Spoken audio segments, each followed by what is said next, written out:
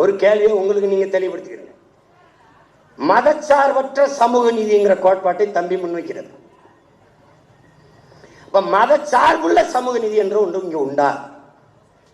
வகுப்புவாரி பிரதிநிதித்துவம் சமூக நீதி என்பது எந்த சாதியின் அடிப்படையில் எனக்கு கல்வி, வேலை வாய்ப்பு, அரசியல் அதிகாரத்தை மறுத்தாயோ அதன் அடிப்படையில் எனக்கு தா என்று போராடி பெற்ற உரிமை வகுப்பாரி பிரதிநிதித்துவம் சமூக நீதி. விளங்கிருச்சுல? இங்க மதம் எங்க இருந்து வருது? மத சார்பற்ற சமூக நீதி என்றால் கிறிஸ்தவ இஸ்லாமியனுக்கு இடஒதுக்கீடு இதுல இருக்கா இல்லையா? இந்து நாங்க நாடார், தேவர், கோனார், செட்டியார், முதலியார், இந்த உடையார், முத்தரையர், படையாச்சி, கவுண்டர் எல்லாம் இருக்கான், இந்துல இருக்கான். எங்களுக்கு இருக்கா இல்லையா? அப்ப அடிப்படையே தப்பா இருக்கு. இது கேள்வி. ஒரு வாத்தியாரு கேள்வி கேட்டா, சார் என்ன சார் நீங்க விமர்சிக்கிறீங்க? ஐயோ கேள்வி கேட்டா பதில் சொல்லியா?